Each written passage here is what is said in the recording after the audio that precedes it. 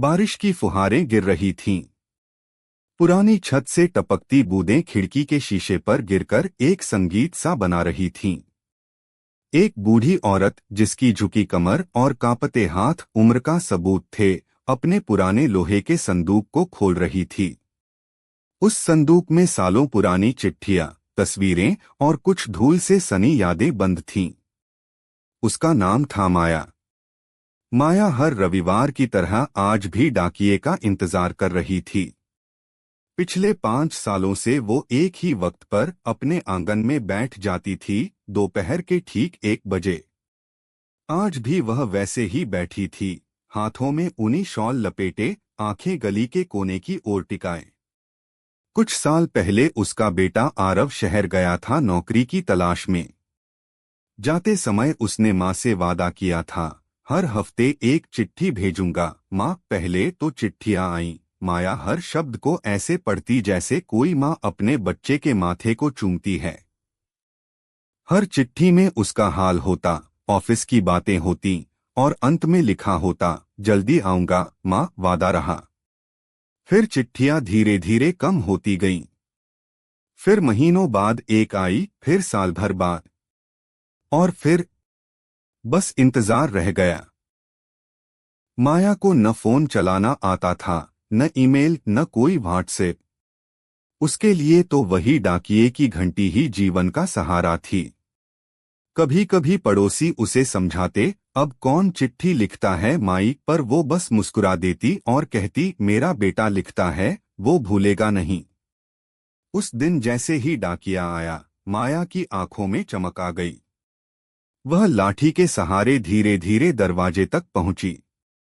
डाकिया थोड़ा झिझकते हुए बोला, माई, आपके लिए लिफाफा आया है। माया ने कांपते हाथों से लिफाफा लिया। उसका चेहरा खुशी से खिल गया था। उसने झट से अपनी आंखों पर चश्मा चढ़ाया और खींचकर लिफाफा खोला। अंदर कुछ नहीं था, बिल्कुल कुछ नहीं। ना कोई कागज, ना एक भी शब्द, बस एक खाली लिफाफा। माया कुछ पल उसे घूरती रही। डाकिया थोड़ा सकपका गया, गलती से खाली आ गया होगा माई। माया ने कुछ नहीं कहा। वो चुपचाप अपनी कुर्सी पर वापस बैठ गई। दोनों आंखों से लिफाफे को देखती रही, जैसे उसमें कुछ बहुत बड़ा राज छुपा हो। उस रात माया ने लिफाफे को अपने तकिए के नीचे रखकर सोया। पहली बार उसे लगा कि आरव ने उसे याद किया है। चाहे लिफाफा खाली था, पर भेजा तो था ना।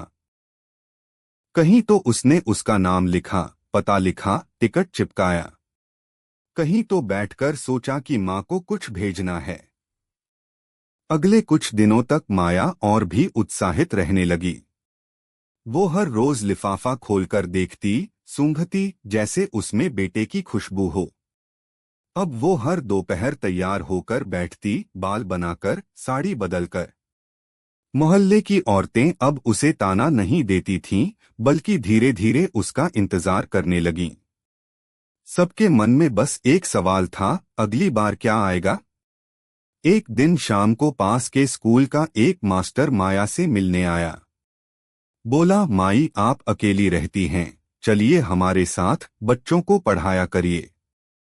अच्छा लगेगा आपको। माया ने मुस्कुराकर सिर हिलाया और बोली, अभी नहीं, बेटे की चिट्ठी आए तो फिर सोचूंगी। मास्टर जी थोड़े भावुक हो गए।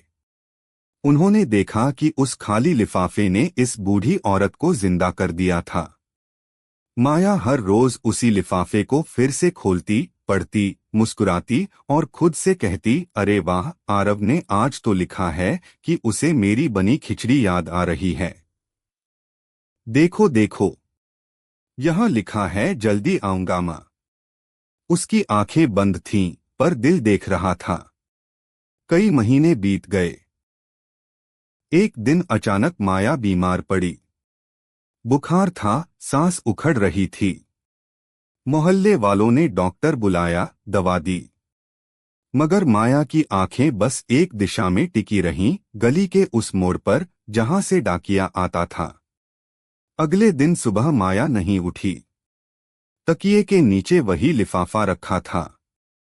पास में उसकी चप्पलें सीधी सादी, एक थैली जिसमें कुछ चिट्ठियां और कुछ सिक्के। शाम को जब डाकिया आया और मोहल्ले वालों ने उसे खबर दी तो वो चुप हो गया। उसकी आंखों में आंसू आ गए। धीरे धीरे उसने सबको बताया, पिछले महीने मुझसे एक लड़का मिला था। बहुत रो रहा था।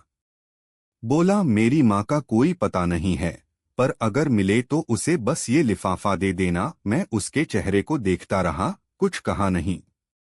उसने लिफाफा मुझे पकड़ा दिया।